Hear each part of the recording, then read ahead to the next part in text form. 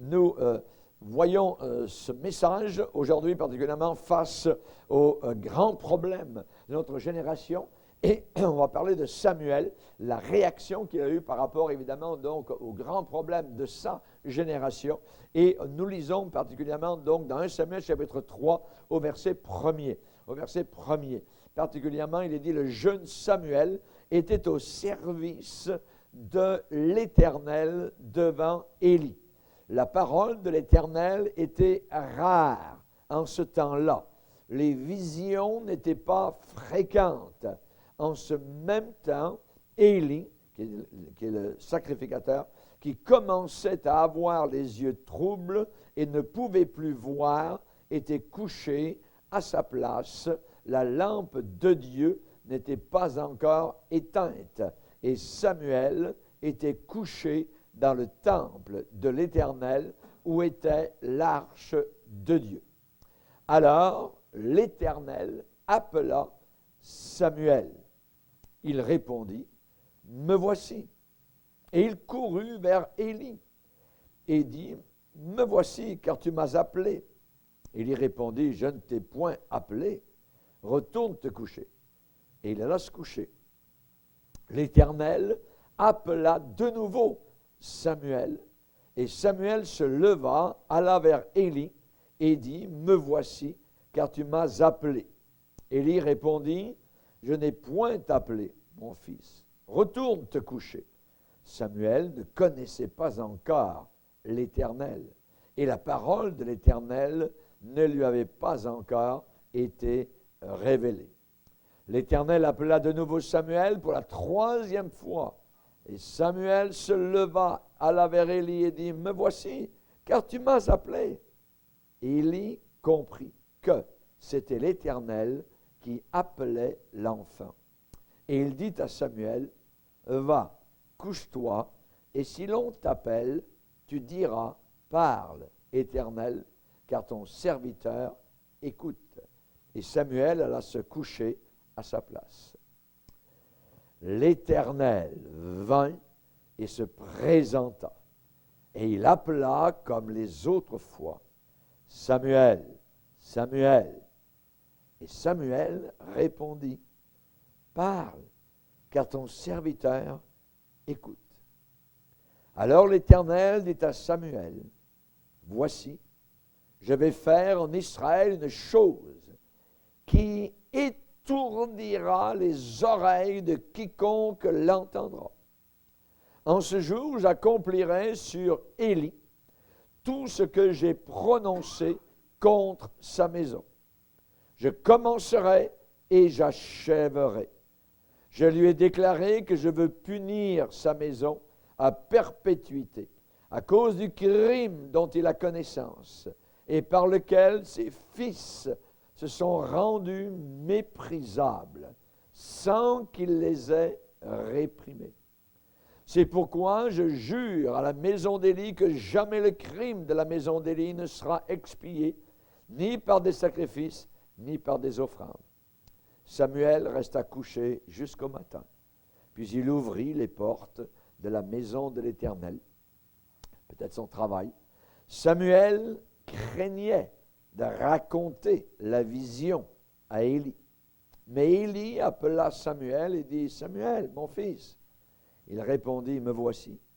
Et il lui dit: quelle est la parole que t'a adressée l'Éternel? Ne me cache rien, que Dieu te traite dans toute sa rigueur, si tu me caches quelque chose de tout ce qu'il t'a dit. Samuel lui raconta tout, sans lui rien cacher. Et il lui dit: c'est l'Éternel, qu'il fasse ce qui lui semblera bon. Samuel grandissait, l'Éternel était avec lui, et il ne laissa tomber à terre aucune de ses paroles. Tout Israël, depuis Dan jusqu'à Beersheba, reconnut que Samuel était établi prophète de l'Éternel. L'Éternel continuait à apparaître dans Silo, car l'Éternel se révélait à Samuel dans Silo par la parole de l'Éternel. Amen. Seigneur, nous voulons te bénir Nous voulons te glorifier et nous te remercions pour la méditation dans laquelle ce soir tu veux bien nous conduire. Nous te remercions pour cette nourriture pour nos âmes. Nous sommes venus, Seigneur, pour se rassembler, pour te prier, pour chercher ta face. Nous nous sommes humiliés, Seigneur, par le jeûne, par la prière. Nos pensées vont vers toi. Et nous te remercions, Seigneur, dans cette semaine particulière où nous voulons mettre de côté la nourriture, Seigneur, pour avoir cette nourriture éternelle. Car toi-même, tu as déclaré, l'homme ne vivra pas uniquement de pain naturel, mais de toute parole qui sort de la bouche de Dieu. Merci pour cette parole puissante, parole de vie, parole éternelle, parole de réconfort, de consolation, parole d'exhortation et d'avertissement. Merci, mon Sauveur, dans le nom de ton Fils Jésus, notre Sauveur, qui a été crucifié sur le bois à Golgotha, enterré et ressuscité des morts, élevé à la droite du Père. Merci, Seigneur, dans le nom de Jésus. Amen. Et tout le peuple dit Amen. Amen. Gloire à Dieu. Particulièrement ce soir, on va reconnaître que chaque génération a ses problèmes. Nous avons nos problèmes. Les générations qui nous ont précédés ont eu des problèmes aussi. Parfois ont été plus intenses que les nôtres. Il y a toutes sortes de générations où des gens ont dû fuir leur pays par des persécutions, par toutes sortes de choses qui sont arrivées.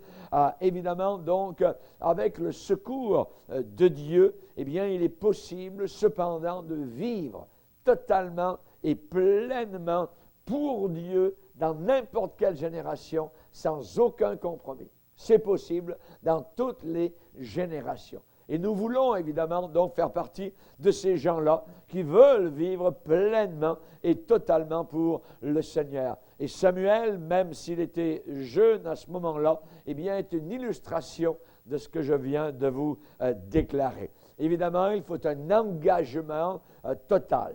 Il faut que nous nous engagions totalement envers le Seigneur. Vous savez que Samuel avait un entourage dans lequel il vivait, un entourage qui était totalement corrompu, comme l'entourage dans lequel nous sommes aujourd'hui, qui aussi est corrompu. N'oublions pas que Samuel était enfant, il avait été placé, consacré par sa mère, donc pour servir le Seigneur toute sa vie. Et on voit que Samuel était jeune, et là, il partageait d'une certaine manière la vie d'une famille. Il était dans la famille, donc, d'Élie, le sacrificateur. Non pas Élie le prophète, mais Élie seulement E-L-I. Tandis que le prophète Élie, c'est E-L-I-E.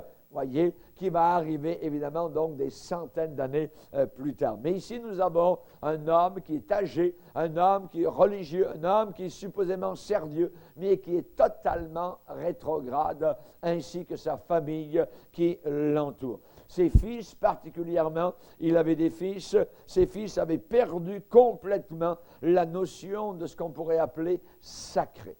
Ses fils, donc, se fichaient totalement de cela. La Bible dit, au chapitre 2, verset 12 de Samuel, les fils d'Élie étaient des hommes pervers. Imaginez, pervers. Ils ne connaissaient point l'Éternel. Et on voit la façon avec laquelle ils agissaient. Si quelqu'un venait offrir un sacrifice, le serviteur du sacrificateur arrivait au moment où l'on faisait cuire la chair. Et tenant à la main une fourchette à 3 dents, il piquait dans la chaudière, dans le chaudron, dans la marmite ou dans le pot, et tout ce que la fourchette amenait, le sacrificateur le prenait pour lui. C'est ainsi qu'ils agissaient, que les fils d'Élie agissaient à l'égard de tous ceux d'Israël qui venaient donc à Silo pour offrir des sacrifices. Et même avant qu'on fit brûler la graisse, le serviteur du sacrificateur arrivait et disait à celui qui offrait le sacrifice, « Donne pour le sacrificateur de la chair à rôtir. Il ne recevra de toi point de chair cuite, c'est de la chair crue qu'il veut. » Imaginez. Donc, il passait évidemment par-dessus totalement ce que Dieu demandait. Ils agissaient de façon vraiment charnelle. Et au verset 16, si l'homme lui disait, « Quand on aura brûlé la graisse, tu prendras ce qui te plaira. » Le serviteur répondait, donc les fils d'Élie, « Non, tu donneras maintenant, sinon je prends de force. » Ces jeunes gens se rendaient coupables devant l'Éternel d'un très grand péché, parce qu'ils méprisaient les offrandes de l'Éternel. Et plus que cela, ses fils d'Élie étaient encore plus pervers. Au verset 22, il est dit que Élie était fort âgé et il apprit comment ses fils agissaient à l'égard de tout Israël. Il apprit aussi qu'il couchait avec les femmes qui s'assemblaient à l'entrée de la tente d'assignation. Imaginez. Donc, vous êtes un jeune enfant et vous vivez dans une famille semblable. Une famille qui parle de Dieu, une famille qui ouvre la Bible, une famille qui vraiment donc semble servir le Seigneur. Et au travers de cela, le péché est rampant, le péché est abominable. Ses fils mangent à la même table que le petit Samuel peut-être, et c'est des fils pervers, des fils qui couchent avec les femmes qui venaient donc à Silo. C'est abominable la façon avec laquelle donc le milieu dans lequel le petit Samuel donc était en train de grandir. Évidemment, la notion de sainteté était totalement absente. Comme aujourd'hui autour de nous, la notion de sainteté, les gens voient ça par-dessus bas, et même parfois dans ce qu'on appelle l'Église de Dieu, l'Église apostate. Nous voulons prier que ton nom soit sanctifié. Amen. Nous voulons continuer à bien obéir, à bien servir donc le Seigneur. Et le vieux père a bien fait quelques remontrances à ses fils, mais cela n'a eu absolument aucun effet. Aucun effet. Il s'en foutait littéralement complètement. Donc, ses fils n'avaient aucun respect pour Dieu et ils étaient même livrés à la violence envers leurs prochains. Ils prenaient de force les sacrifices qui étaient offerts à Silo. Ils étaient corrompus. Le sens, je dirais, dépravé, évidemment, avait pris le dessus, leur sens dépravé, et ils entraînaient même les femmes qui venaient adorer le Seigneur, des femmes faibles ou charnelles, ils les entraînaient à la débauche. Rendez-vous compte? Voyez. Donc, la situation était vraiment grave. C'est une situation apostate à cette époque-là. Et aujourd'hui, eh bien, le diagnostic que l'on pourrait faire de notre génération, eh bien, il est décrit dans la parole de Dieu. Dans Romains, chapitre 3, nous pouvons lire, évidemment, donc, quel est ce diagnostic. Si le Saint-Esprit agit comme un médecin, eh bien, il va dire la vérité. Et il va dire au chapitre 3, Romains chapitre 3, verset 10, il est dit, nous avons déjà prouvé que tous, qu'ils soient juifs ou grecs, c'est-à-dire juifs ou non-juifs, tous sont sous l'empire du péché. Sous l'empire du péché. Selon ce qu'il est écrit, il n'y a pas de juste, pas même un seul. Nul n'est intelligent, nul ne comprend, nul ne cherche Dieu, tous sont égarés, tous sont pervertis, il n'en est aucun qui fasse le bien, pas même un seul. Leur gosier est un sépulcre, un tombeau ouvert. Ils se servent de leur langue pour mentir, pour tromper. Ils ont sous leurs lèvres un venin de vipère, d'aspic. Leur bouche est pleine de malédictions, des maudits en veux-tu en voilà. Leur bouche est pleine de malédictions et d'amertume. Ils ont les pieds légers pour répandre le sang. La destruction et le malheur sont sur leur route. Ils ne connaissent pas le chemin de la paix. La crainte de Dieu n'est pas devant leurs yeux. Voyez, ça c'est le diagnostic de notre génération dans laquelle, évidemment, nous sommes.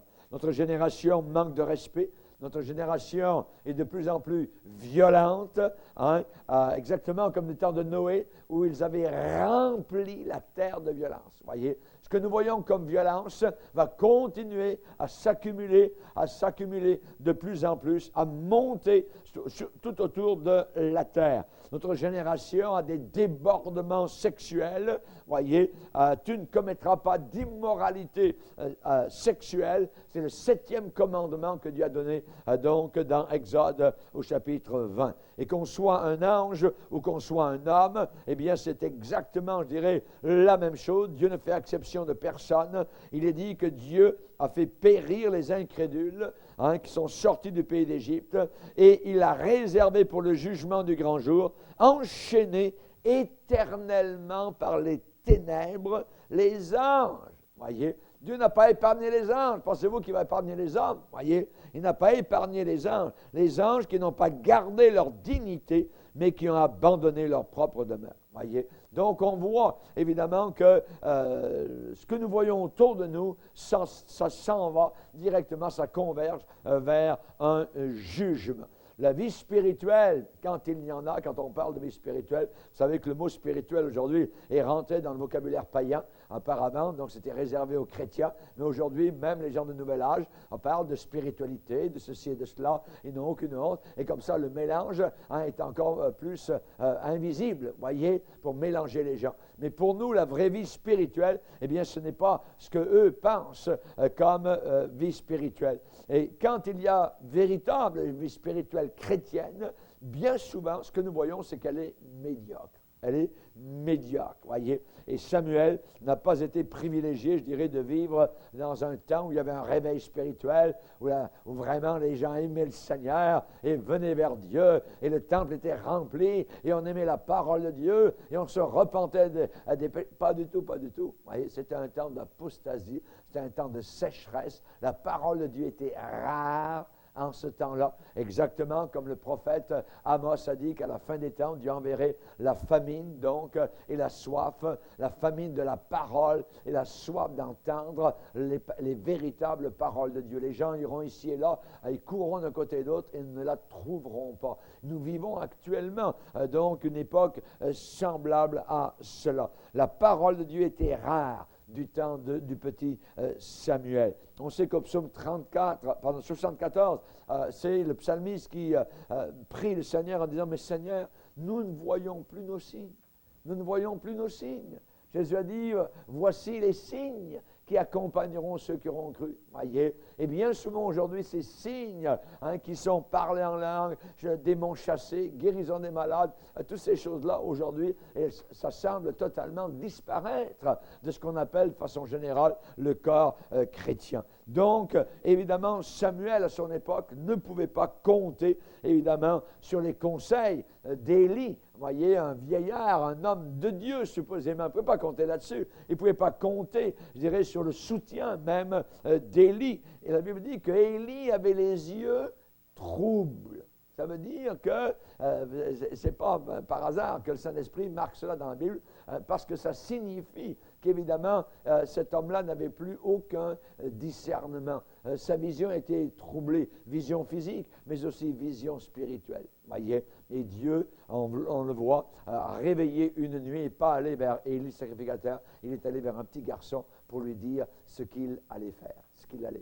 Dieu est capable de passer par-dessus, je dirais, tout le système dénominationnel, de surintendants, de superintendants, d'évêques, de ceci, de papes, et ceci, pour aller vers le moindre petit chrétien qui craint Dieu, qui vit de façon propre et pure, et qui a un cœur tout à fait, je dirais, digne du Seigneur. Dieu va aller parler à cette personne-là. Et du temps de Jean-Baptiste, le Seigneur a passé par-dessus tout le régime religieux de Jérusalem et d'Israël pour aller parler à un homme, un seul, qui était dans le désert, Jean-Baptiste. Voyez, nous voyons que Dieu sait où se trouvent les véritables chrétiens. Dieu sait que ce soir, je veux le croire, que vous êtes les véritables chrétiens à qui Dieu parle. Nous ne sommes pas nombreux. L'important n'est pas d'être nombreux. L'important est d'avoir un cœur ouvert, d'avoir évidemment une spiritualité authentique. Si on jeûne, on jeûne. Si on cherche Dieu, on cherche Dieu. Si on se sépare du péché, on se sépare du péché. On désire faire véritablement la volonté donc du Seigneur dans notre époque. Donc Élie, le sacrificateur, avait les yeux troubles physiquement et spirituellement. Mais pour nous, nous voulons garder nos yeux spirituels ouverts. Et la prière que nous devrions faire les uns pour les autres, prière que Paul a fait pour les Éphésiens, il a prié le Seigneur d'une certaine manière. Il a dit, je prie le Père de gloire qu'il vous donne un esprit de sagesse et de révélation dans sa connaissance. Imaginez. Vous voyez, que vous appreniez à connaître le Seigneur, qu'il vous donne un esprit donc de sagesse et de révélation dans sa connaissance. Nous pourrions prier ce soir, Seigneur, donne-moi un esprit de sagesse, un esprit de révélation pour mieux te connaître, pour mieux te faire connaître. Mais Paul ne s'arrêtait pas là. Il allait plus loin dans sa requête et il priait dans Éphésiens 1er chapitre, verset 18. Je prie non seulement que Dieu vous donne un esprit de sagesse et de révélation dans sa connaissance, mais qu'il illumine les yeux de votre cœur. Nous avons deux Pères Dieu. Nous avons des yeux qui parfois portent des lunettes, comme moi, voyez, mais nous avons aussi une deuxième Père Dieu. Des yeux, donc, qui peuvent comprendre, voir, qui ont été éclairés. Nous étions aveuglés auparavant, selon 2 Corinthiens chapitre 4, par le Dieu de ce siècle qui est le diable, qui avait aveuglé notre intelligence. Mais maintenant, alors notre intelligence a été illuminée. Et Paul prie pour les chrétiens, donc, d'Éphèse, la Turquie actuelle, qu'il illumine les yeux de votre cœur pour que vous sachiez quelle est l'espérance qui s'attache à son appel, quelle est la richesse de la gloire de son héritage qu'il réserve aux saints, et quelle est envers nous qui croyons l'infinie grandeur de sa puissance. Amen. On va imaginer comment Paul priait pour ces chrétiens-là, pour qu'ils puissent avoir donc tout cela sur leur compte spirituel. On se rappelle que Samson, un jour, a eu les deux yeux crevés, mais avant que ses deux yeux physiques aient été crevés, ses yeux spirituels l'avaient été aussi par le péché. Par le péché. Voyez? Et c'est la raison pour laquelle un jour David a prié le Seigneur au psaume 13 en disant « Seigneur, s'il te plaît, je te demande une chose, c'est que mes yeux spirituels restent ouverts. » Voyez? Au psaume 13, il va dire « Seigneur, donne à mes yeux la clarté. » La clarté, l'illumination.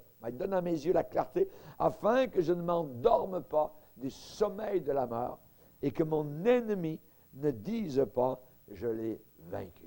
Voyez, le diable aimerait pouvoir dire « je l'ai vaincu ». Ah! Il est tombé dans le piège. Il ne suit plus le Seigneur. Il fait des choses que Dieu vraiment abat, et ainsi de suite. Donc, il aimerait pouvoir dire cela. Alors, pour cela, nous devons faire aussi la prière de David. Seigneur, donne à mes yeux, c'est psaume 13, verset 4, donne à mes yeux la clarté, afin que je ne m'endorme pas du sommeil de la mort. Amen. On ne veut pas s'endormir du sommeil de la mort. Amen. On ne veut pas être en train de dormir.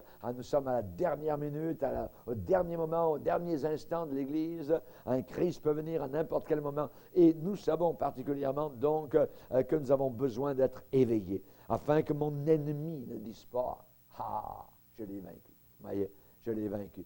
Et que mes adversaires ne se réjouissent pas si je chancelle. Seigneur, garde mes pieds de chanceler. Voyez, garde mes yeux donc ouverts. On se rappelle les vierges folles, on se rappelle évidemment donc l'avertissement du Seigneur, on se rappelle Jonas qui était endormi au fond du bateau. Voyez, alors qu'il avait une mission, il était complètement loin de la mission. Dieu lui avait dit d'aller à l'ouest, Dieu lui avait dit d'aller à l'est, et il est allé complètement de l'autre côté à l'ouest. Voyez, donc on voit qu'il était dans le bateau, il est en train de dormir. Voyez, ne dormons pas au fond du bateau, de notre bateau. Voyez, soyons donc éveillés. Et je dirais que malgré les brumes enténébrées, voyez, dans lesquelles vivait le petit Samuel, eh bien, du milieu de ces brumes, on pourrait appeler ça nuit et brouillard, un peu comme Jean Ferrat, voyez, au milieu de ces brumes enténébrées, eh bien, a pu jaillir une vie glorieuse, celle d'un tout jeune enfant de Dieu. Amen. Alléluia. Il est comme, je dirais, une fleur. Alors, il y a une belle fleur qui est en train donc de fleurir sur le tas de fumier de son époque. Samuel. Et pourquoi, voyez, quel était son secret, voyez, à Samuel? La première chose, c'est qu'il a eu une position claire. Sa position au petit Samuel était claire. Et la parole de Dieu nous enseigne qu'il est possible de faire face au grand courant du péché qui emporte aujourd'hui des multitudes vers l'enfer éternel et qu'il est possible de vivre dans la pureté d'une vie consacrée au Seigneur. C'est possible. La parole de Dieu nous enseigne cela, voyez. Et Dieu nous en donne la possibilité si nous le voulons bien. Si nous le voulons bien, voyez. Jésus a bien dit à Jérusalem, Jérusalem, Jérusalem, combien de fois j'ai voulu vous rassembler sous mes ailes, mais vous ne l'avez pas voulu. j'ai voulu, vous ne l'avez pas voulu. Si nous voulons, si nous rentrons dans le courant de la volonté du Seigneur, alors nous pourrons vivre, alors il y a comme Samuel a pu vivre dans son époque. Et au verset 3 de notre texte, il est dit, Samuel était couché dans le temple de l'Éternel où était l'arche de Dieu. Ah, voyez, où était l'arche de Dieu? L'arche de Dieu, voyez, eh bien c'est le lieu sacré. Voyez, le temple, c'est le lieu sacré où Dieu, évidemment, donc, parle à son peuple. Et l'arche de Dieu, c'est la présence, donc, du Seigneur. Et dans 1 Samuel, au chapitre 3, donc, et au verset 3, il est dit, et Samuel était couché dans le temple de l'Éternel où était l'arche de Dieu. Imaginez, il dormait littéralement dans la présence de Dieu. L'arche de Dieu était symbolique, symbole de la présence du Seigneur. Et Samuel n'y venait pas, je dirais, de temps à autre, mais chaque soir, régulièrement, il était là, proche de l'arche, et il s'allongeait, et il dormait, donc pas très loin de l'arche du Seigneur. Imaginez. Donc, cette arche merveilleuse. Donc, ça veut dire, pour nous personnellement, ça veut dire de prendre clairement position pour Jésus, de prendre clairement position pour la présence de Dieu, d'avoir une vie spirituelle, une vie vraiment spirituelle qui vient du Saint-Esprit, et une vie aussi personnelle dans le secret de notre chambre.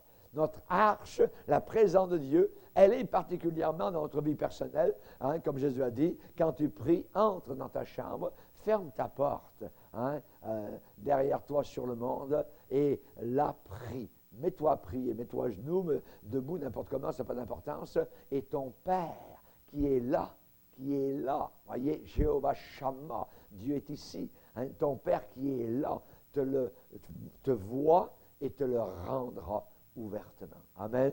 Lui, Samuel, c'était un symbole, l'arche de l'alliance. Il était dans la présence de Dieu et Dieu lui a parlé. Il prenait position clairement. Il n'avait pas honte de coucher littéralement dans le temple de l'Éternel. Combien de personnes, de chrétiennes, certaines qui sont déjà au ciel, m'ont dit, vous l'avez peut-être entendu, si je pouvais coucher à l'assemblée, je resterais là. C'est trop merveilleux, la présence de Dieu est là, tout ça. Et d'autres qui ont été persécutés par leur mari ou leurs épouses, hein, ont entendu cette phrase arriver à la maison. Eh bien, si tu veux aller coucher à ton assemblée, ben, emmène ton lit, puis reste-y là-bas, ainsi de suite. Voyez, ils l'ont dit avec colère, voyez, mais pour le chrétien, évidemment, cela représente vivre dans la présence du Seigneur. C'est vrai. On aime la présence de Dieu, on aime les réunions, on aime quand la porte est ouverte, on aime quand on entend la parole de Dieu, on aime la communion fraternelle, on aime ensemble louer le Seigneur, pleurer devant le Seigneur, invoquer son nom. Alors, il y a parfois ne rien dire devant Dieu,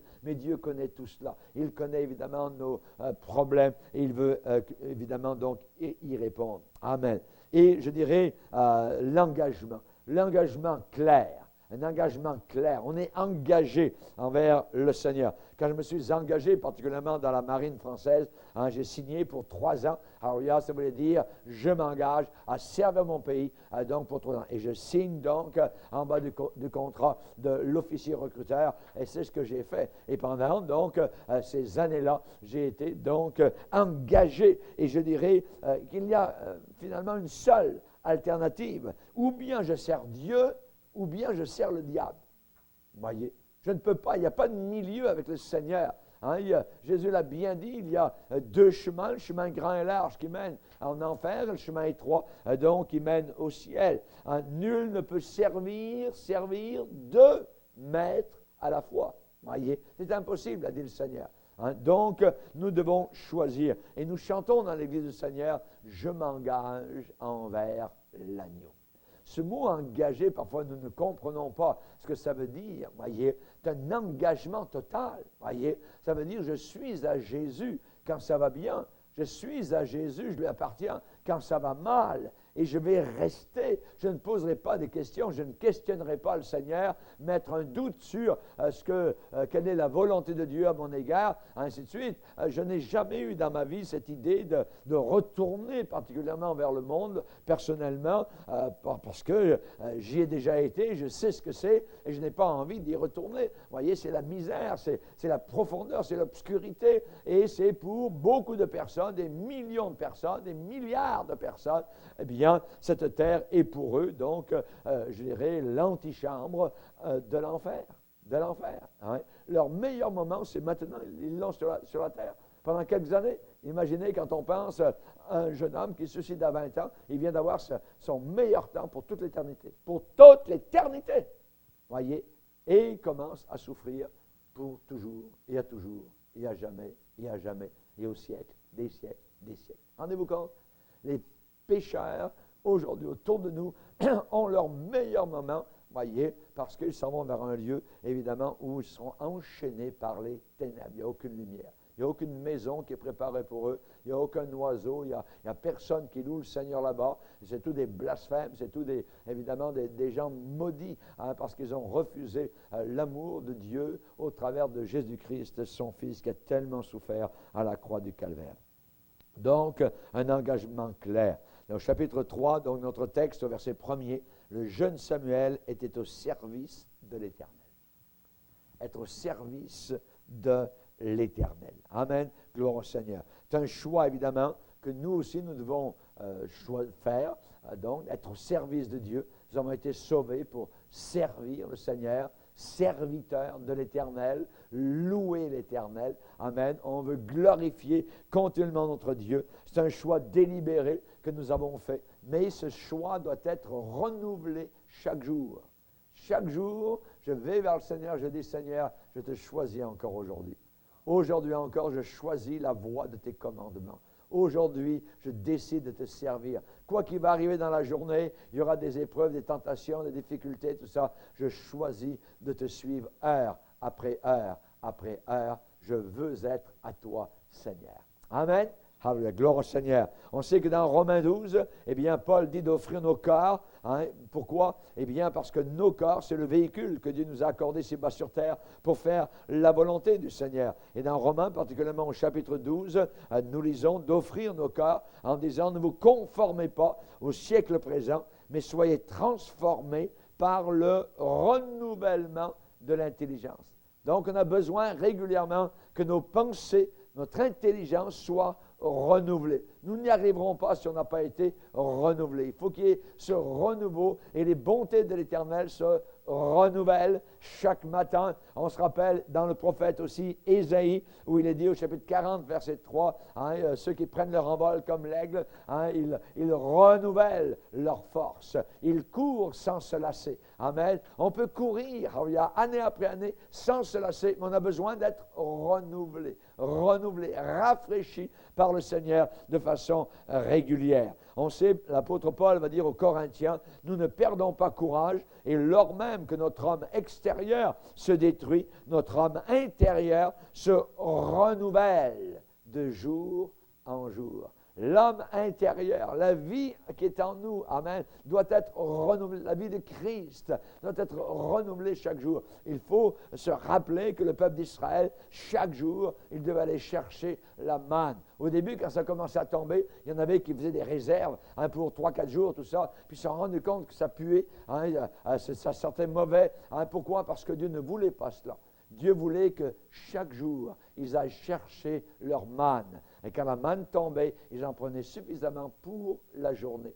Et nous avons besoin, nous aussi, chaque jour, de prendre notre manne spirituelle. N'essayez pas d'en prendre pour un mois, voyez. Hein, si vous allez ouvrir votre frigidaire spirituel, voyez, vous allez ouvrir, ça va puer, voyez. Et vous allez dire, je vais mettre tout ça à la poubelle, ça pue trop. Parce qu'on ne peut pas garder d'avance. C'est chaque jour que je dois aller faire mon marché, chaque jour que je dois aller devant le Seigneur, chaque jour je dois payer le prix, évidemment, de la consécration. Amen. Gloire au Seigneur. Donc, nous ne perdons pas courage. Hein, et comment nous ne perdons pas courage? Eh bien, grâce à ce renouvellement de jour en jour. Notre homme extérieur peut se détruire, peut se faner, voyez, mais notre homme intérieur se renouvelle de jour en jour. Amen. Seigneur, renouvelle-moi aujourd'hui. Aujourd'hui, je veux être renouvelé. Ce que tu m'as dit hier, ce que tu m'as donné hier, oui, c'était bien, c'était bon pour hier. Aujourd'hui, j'ai besoin d'un renouvellement. J'ai besoin de nouveau de ta merveilleuse manne, ta merveilleuse parole. Amen. Gloire au Seigneur. Donc, pour pouvoir être employé par Dieu comme Samuel, eh bien, il faut un engagement total. Il faut un engagement total au Seigneur. Ne pas être sur le borderline, voyez, juste sur la barrière, à peu près, un petit peu pour le Seigneur, un petit peu pour le monde. Non, non. Il faut être complètement au Seigneur. Voyez, nous sommes dans le monde, nous vivons, nous travaillons, faisons nos affaires, mais notre cœur est totalement attaché au Seigneur. Attaché au Seigneur. Donc, la joie de servir Dieu, parce qu'il y a une joie en servant le Seigneur, la joie du service, eh bien, c'est la part. Vous voyez, c'est l'héritage de ceux qui prennent à cœur l'œuvre de Dieu, qui la prennent donc au sérieux. Dans le psaume 100 que vous connaissez et que nous chantons de façon assez régulière, eh bien, il est dit « Servez l'Éternel » et on nous dit la manière avec laquelle nous devons le servir. Psaume 100, verset 1er, c'est un petit psaume de 5 versets. « Poussez vers l'Éternel des cris de joie, vous tous habitants de la terre, servez l'Éternel » avec joie. Amen. Avec joie. Gloire au Seigneur. Venez avec allégresse en sa présence. Sachez que l'Éternel est Dieu. C'est lui qui nous a fait. Nous lui appartenons. Nous sommes sa possession. Amen. Alors nous sommes son peuple et le troupeau de son pâturage. Entrez dans ses portes avec des louanges, dans ses parvis avec des cantiques. Célébrez-le, bénissez son nom, car l'Éternel est bon, sa bonté dure toujours et sa fidélité de génération en génération. Amen. Le Seigneur a besoin de toi là où tu es. Là où tu es. Voyez, il a besoin de toi. Dans ton école, dans ta maison de vieillesse, dans ta maison de retraite. Il a besoin de toi dans ton lieu de travail, dans ton voyage. Il a besoin de toi dans l'assemblée, partout où nous sommes. Le Seigneur donc veut nous utiliser. Et j'aimerais que nous puissions nous rappeler ce que Jacques a dit. Celui qui aura plongé les regards dans la loi parfaite, la parole de Dieu, et qui aura plongé ses regards dans la loi de la liberté, et qui aura persévéré, qui aura continué, n'étant pas un auditeur oublieux, mais se mettant à l'œuvre, celui-là sera heureux dans son activité. Il sera heureux dans son activité. Nous disons avec David, oui, le bonheur et la grâce m'accompagneront tous les jours de ma vie. Ce renouvellement de jour en jour est très important. Et en terminant, on va aller voir un psaume, le psaume 71. Psaume 71. Moi, j'ai mis un titre dans ma Bible. C'est bon parfois de mettre des titres comme vous le désirez. Moi, j'ai mis comme titre au psaume 71, « Chaque jour ». Chaque jour, voyez. Parce que cette expression revient 3 fois dans ce psaume-là. Chaque jour. On va lire la première partie. « Éternel, je cherche en toi mon refuge, que jamais je ne sois confondu. Dans ta justice, sauve-moi et délivre-moi. Incline vers moi ton oreille. » Ça veut dire, écoute-moi, sois attentif, Seigneur, et secours-moi. Sois pour moi un rocher qui me serve d'asile, où je puisse toujours me retirer. Tu as résolu de me sauver, car tu es mon rocher et ma forteresse. Mon Dieu, délivre-moi de la main du méchant, de la main de l'homme inique et violent, car tu es mon espérance, Seigneur éternel. En toi, je me confie dès ma jeunesse. Dès le ventre de ma mère, je m'appuie sur toi. C'est toi qui m'as fait sortir du sein maternel. Tu es sans cesse l'objet de mes louanges. Je suis pour plusieurs comme un prodige. Et toi, tu es mon puissant refuge. Que ma bouche, et notez bien le verset 8, que ma bouche soit remplie de tes louanges, que chaque jour, elle te glorifie. As-tu glorifié le Seigneur aujourd'hui? Amen. Si tu ne l'as pas encore fait, on va le faire durant la réunion. Amen. Que chaque jour, elle te glorifie. Ensuite, au verset 15, ma bouche publiera ta justice, ton salut, chaque jour. Amen. Hallelujah. Donc, être un témoin tous les jours. Et le verset 24, ma langue, chaque jour, publiera ta justice, car ceux qui cherchent ma perte sont honteux et confus. Amen. Chaque jour, chaque jour, chaque jour. Amen. Gloire à Dieu. Et on va terminer cette première partie maintenant, particulièrement donc, et nous allons aller maintenant devant le Seigneur. On veut le prier, on veut encore le chercher. C'est une semaine de jeûne, de prière, et nous désirons évidemment faire savoir qu'il est bon de prier ensemble, qu'il est bon de décharger nos cœurs devant le Seigneur, alléluia, et de prier, alléluia, en élevant, alléluia, notre voix. Gloire à Dieu. Et on voit que Samuel particulièrement, eh bien, a eu un appel très clair de la part du Seigneur. Dans 1 Samuel, au chapitre 3, nous lisons particulièrement au verset 4, alors l'Éternel appela Samuel. Il répondit, me voici. Voyez, et on sait qu'il a couru, donc, il a pensé que c'était le vieux sacrificateur qui l'appelait durant la nuit. Il est allé le voir. Et finalement, il lui dit, non, je ne t'ai pas appelé, va te coucher. Et une deuxième fois, donc verset 6, l'Éternel appela de nouveau Samuel, et Samuel se leva, alla vers Élie et dit, me voici, tu m'as appelé. Et il répondit, je ne t'ai point appelé mon fils, retourne te coucher. Voyez, Samuel ne connaissait pas encore l'Éternel, et la parole de l'Éternel ne lui avait pas encore été révélée. Il a eu un appel clair de la part du Seigneur. Vous savez, le Seigneur nous appelle par notre prénom. Amen. Le Seigneur savait très bien donc où était Samuel, quel était son prénom, quelle était sa situation, ce qu'il voulait faire de lui plus tard. Et on voit que le Seigneur donc l'a appelé. On sait que Dieu a appelé Jérémie. Tu iras là où je t'enverrai.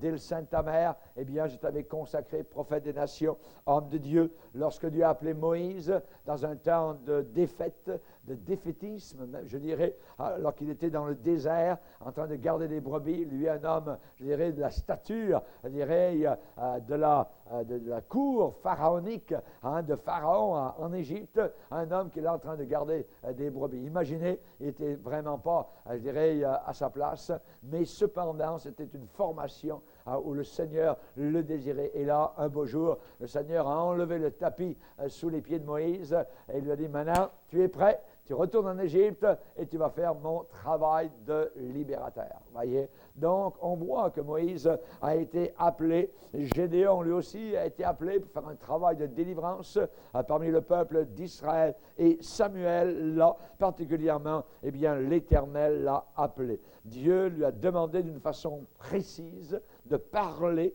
en son nom à cette famille de pécheurs dans laquelle il se trouvait. Voyez? Dieu avait un problème avec Élie, avec ses enfants, avec ses fils débauchés, ainsi de suite.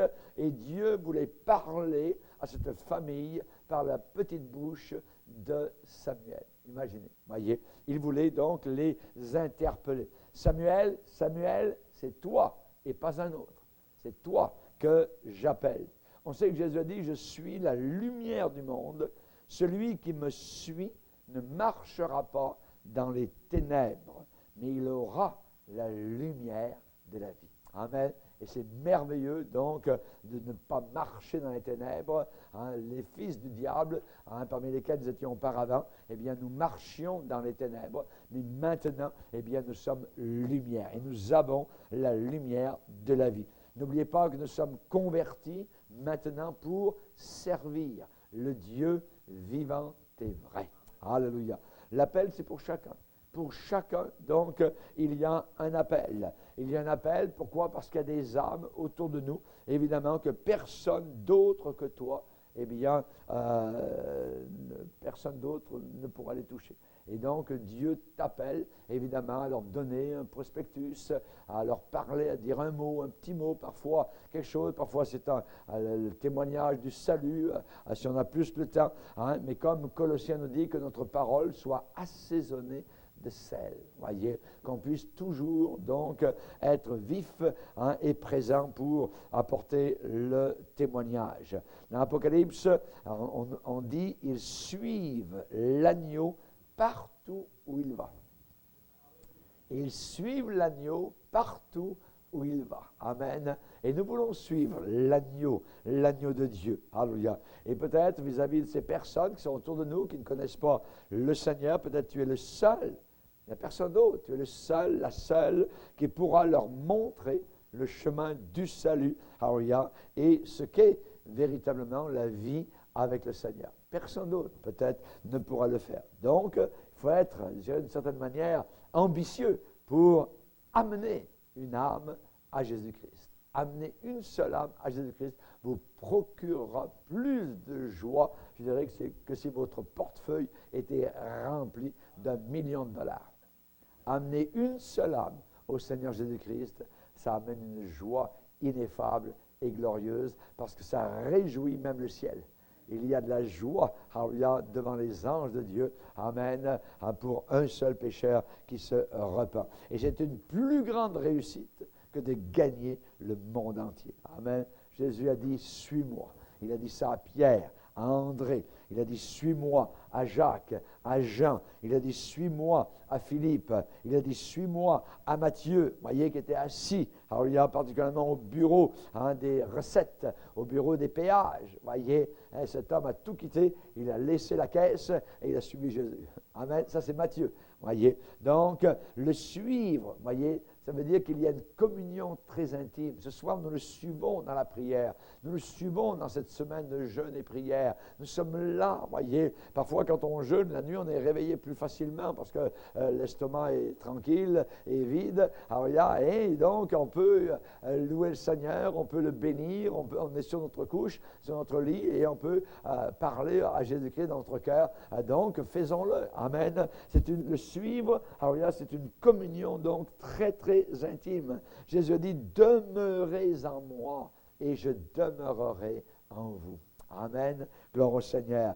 Suivre le Seigneur, alors c'est comme dans le psaume 63 où David a dit, mon âme est attachée à toi. Mon âme est attachée à toi. On parle d'un cordage, on parle d'une attache, on parle d'une chaîne. Alors, mon âme est attachée à toi. Il faut rester attaché donc au Seigneur. Il est le berger et c'est lui qui conduit ses brebis. Amen. Il nous conduit, gloire au Seigneur. Il nous a conduits jusqu'ici. Il nous conduira encore. Et dans le livre d'Ésaïe, j'ai regardé cet après-midi, et le Seigneur va dire une belle promesse. Dieu dit, je les conduirai par des sentiers qu'ils ignorent. Je les conduirai par des sentiers qu'ils ignorent. Ça veut dire des sentiers qu'ils ne connaissent pas. Je changerai devant eux les ténèbres en lumière. Je changerai devant eux les ténèbres en lumière. Et les endroits tortueux, je les changerai en plaine. En plaine. Voilà ce que je ferai et je ne les abandonnerai pas. Voilà ce que je ferai et je ne les abandonnerai pas. Parfois, toi qui es proche, alors il y a d'une situation, quoi que ce soit, sois certain de cela, que Dieu va te conduire et Dieu est capable de changer les ténèbres, la situation difficile, la situation qui s'en vient, tu auras à faire face à quelque chose, eh bien le Seigneur sera là. Les endroits tortueux vont devenir des plaines.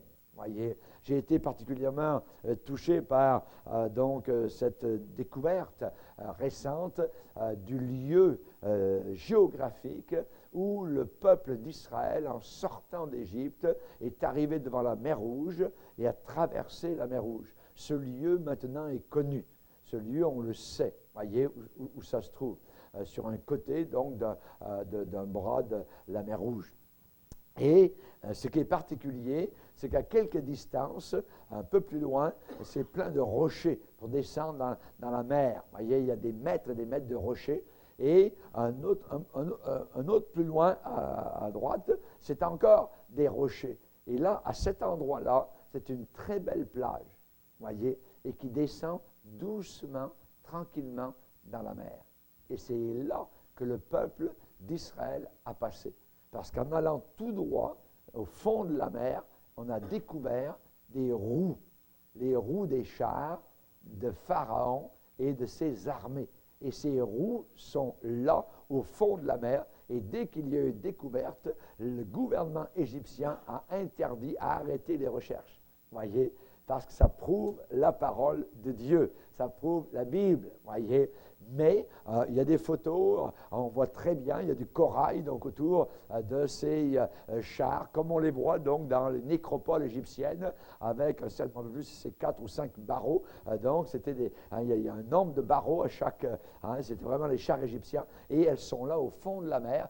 Donc là où évidemment on connaît l'histoire de la Bible, où après une fois que le peuple est passé, eh bien la mer s'est refermée et les Égyptiens ont décidé, eux, entre-temps, d'aller poursuivre. Ils ont passé entre les deux murailles d'eau, tout ça, et Dieu a refermé, et leurs chars, évidemment, donc, ont été brisés, les chevaux sont morts, et ainsi de suite, et les chars sont redescendus, donc, au fond de la mer, et les roues sont là. Mais l'endroit, c'est un endroit qui est tout doux pour descendre. Ce qui veut dire que Dieu est plein de compassion et d'amour. Et parmi le peuple d'Israël, il y avait des vieillards, voyez, des personnes qui ne marchaient pas trop vite, tout ça. Imaginez ces vieillards de descendre au travers des rochers, ce n'était pas possible, ça aurait été très, très difficile. Dieu a prévu que l'endroit où ils étaient, c'est un endroit donc planche, un endroit plane, où tout le monde a pu passer donc et arriver de l'autre côté, là-bas, des kilomètres plus loin de l'autre côté donc de la mer. Et c'est merveilleux donc de voir les soins juste pour cela. Donc elle a descendu doucement dans l'eau, elle a descendu tout cela, et tout le monde a pu passer donc tranquillement, sans se faire mal, sans évidemment donc avoir des problèmes pour descendre dans la mer. Vous voyez, descendre dans ce creux, vous voyez qu'il y aurait. Non, c'était pas un creux, c'était tout doux, ça descendait donc doucement. Et c'est merveilleux de voir la bonté donc du Seigneur au travers donc de cela. Et là ici le Seigneur dit, eh bien, je changerai devant eux les ténèbres en lumière. S'il y a ténèbres, je changerai cela en lumière. Je vais chasser les ténèbres, je placerai une lumière. Et les endroits tortueux, eh bien, je les changerai en plaine.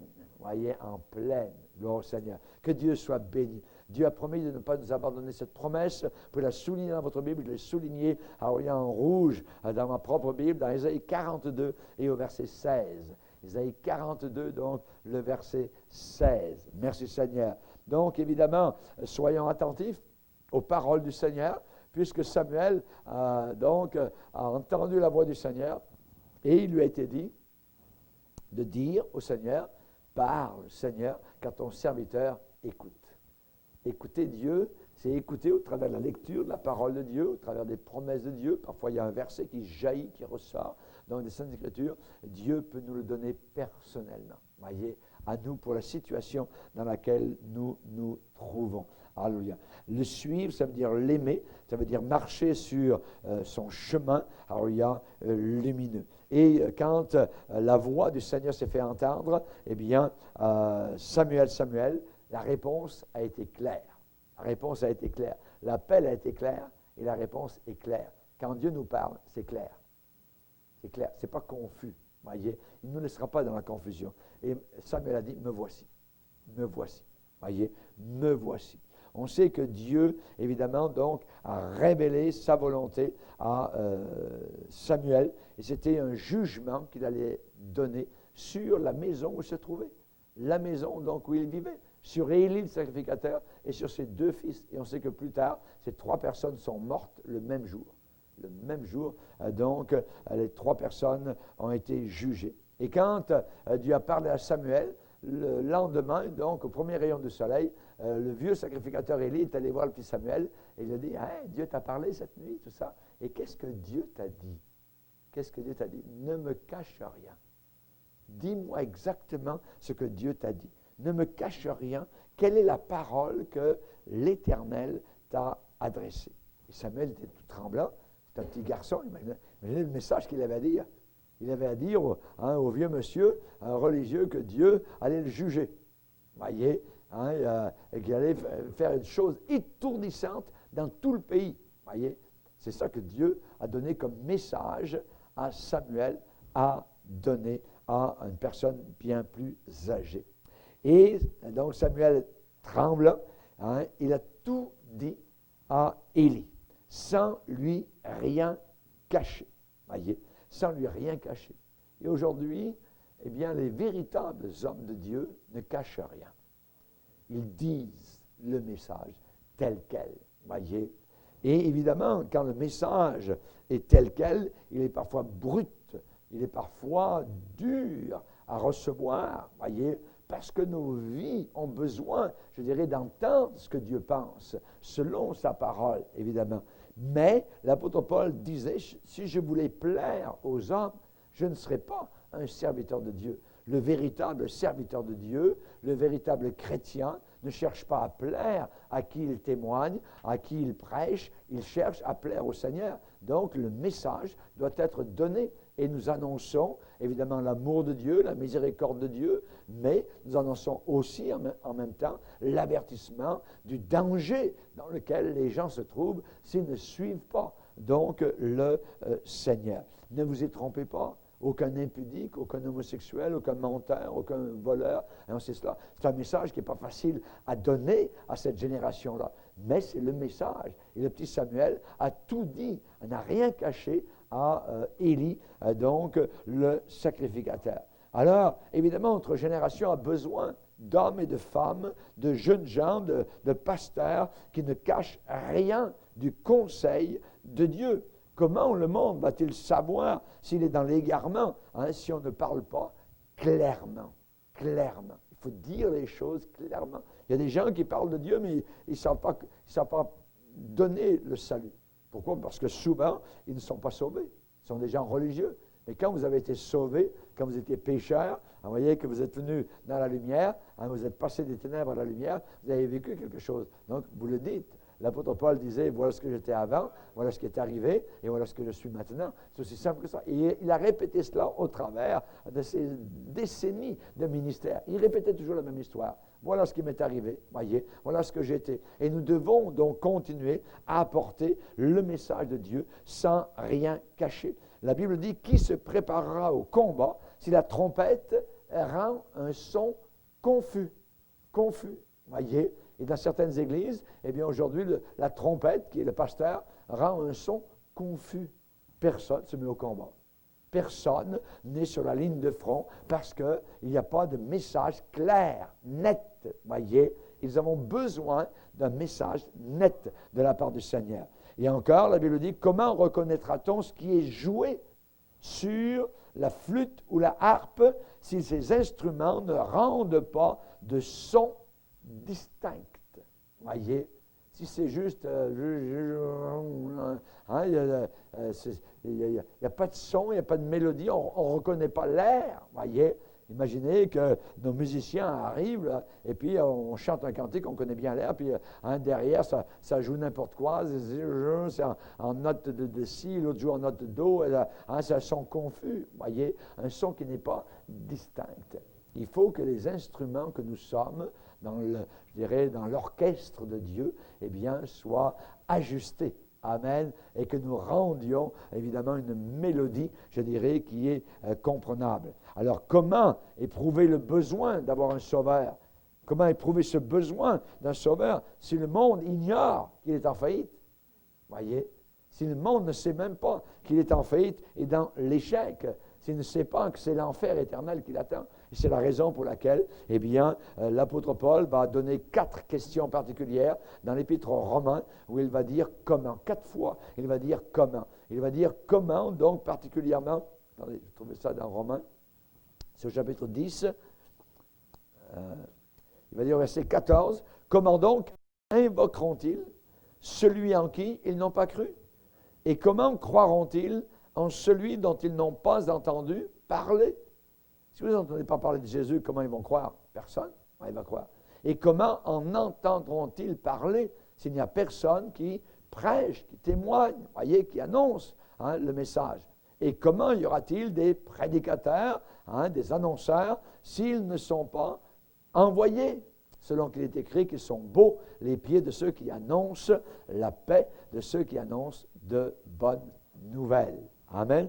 Donc, évidemment, on a ici cet appel. Et moi, j'ai été appelé au ministère par rapport à ces 4 questions. C'est le message que j'ai entendu de la bouche d'un missionnaire, le pasteur Larson, qui était missionnaire aux îles Fidji, qui est venu dans notre petite assemblée de Nouvelle-Calédonie. Et un beau dimanche du mois d'octobre 1968, il a prêché sur Romains, chapitre 10. Comment, voyez, les gens invoqueront-ils celui en qui ils n'ont pas cru? Comment croiront-ils en celui dont ils n'ont pas entendu parler? Et comment en entendront-ils parler s'il n'y a personne qui prêche? Amen. Alléluia. On a besoin de prédicateurs. Alléluia. Gloire au Seigneur. On n'a pas besoin de danseurs. Alléluia. On a besoin de prédicateurs. On a besoin de gens, alléluia, qui prêchent, qui annoncent, alléluia, qui vraiment donc font le travail d'annonceurs de la bonne nouvelle. Gloire à Dieu. Alors pourquoi aurais-je honte d'exprimer ce que dit l'Évangile? Regardez autour de vous, est-ce qu'ils ont honte? Pas du tout. Voyez, ils n'ont pas honte de leur péché. Et nous aurions honte de parler de Jésus, jamais de la vie. Je n'ai pas honte de l'Évangile. C'est la puissance de Dieu. Amen. Nous avons entre nos mains la puissance de Dieu par la parole de l'Évangile. Gloire à Dieu. Et évidemment, donc, nous n'aurons pas honte. Aujourd'hui, le péché se pratique en plein jour.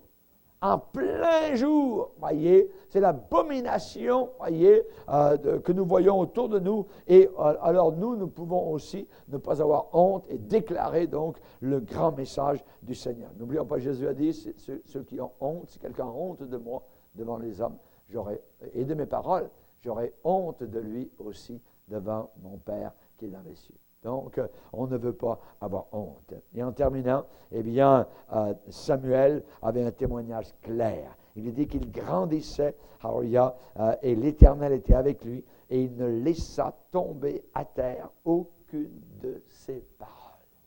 Ne laissez tomber à terre aucune des paroles de Dieu. Ça veut dire que la moindre parole qui était donnée ici, qui était donnée là, il la ramassait, il la mettait dans son cœur. Il aimait la parole du Seigneur. Amen. Alors, que Dieu soit glorifié pour cet amour pour la parole de Dieu. Et la vie de Samuel, son comportement, eh bien, était en contraste complet, évidemment, avec ceux qui l'entouraient. Et pour apporter la parole de Dieu autour de nous, alors que notre vie, donc, soit sans compromis avec le monde, voyez, et ainsi notre témoignage sera clair. Que celui qui se souille, eh bien, qui est souillé, se souille encore, que celui qui est saint se sanctifie encore. Jean-Baptiste était différent.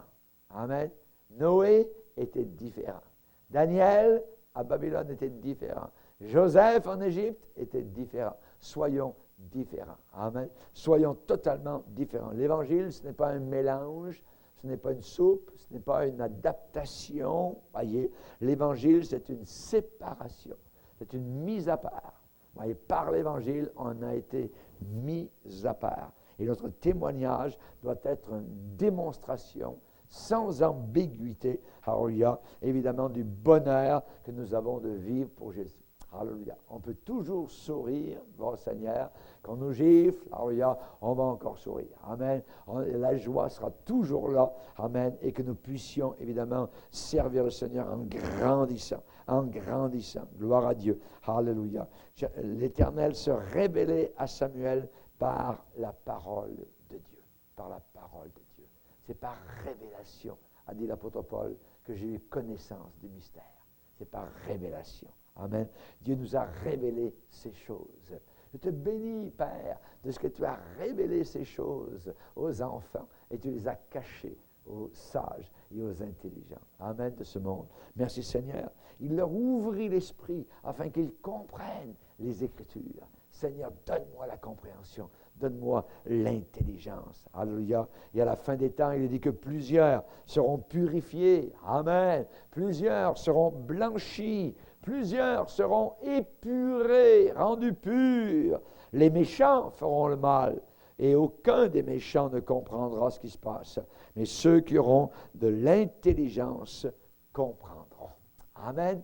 Et ceux qui auront enseigné, ceux qui auront répandu la parole de Dieu, qui auront témoigné ici et là, brilleront comme les étoiles pour toute l'éternité. Amen. Quelle image merveilleuse pour ceux qui continuent à persévérer dans la voie du Seigneur. Et on peut terminer simplement en disant, évidemment, donc, que la position de Samuel était claire, son engagement était clair, son appel de Dieu a été clair, sa réponse a été claire et son témoignage a été clair. Amen. Soyons clairs. Amen.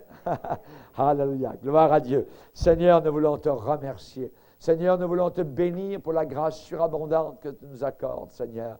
Tu es un Dieu merveilleux, Seigneur, et durant cette semaine, nous voulons nous approcher de toi. Nous voulons venir vers toi. Quelle merveilleuse, Seigneur, promesse tu nous donnes dans la Bible, Seigneur. Ce sont comme des diamants, Seigneur Jésus, dans une mine tout à fait noire. Ces diamants de promesses brillent, Seigneur, sur nos regards. Et nous désirons, Seigneur, mieux te servir, mieux te connaître, Seigneur. Bénis tous les frères et sœurs et toute l'assemblée sous ton regard. Au nom du Sauveur Jésus. Amen. Et tout le peuple dit Amen. Amen. Gloire à Dieu.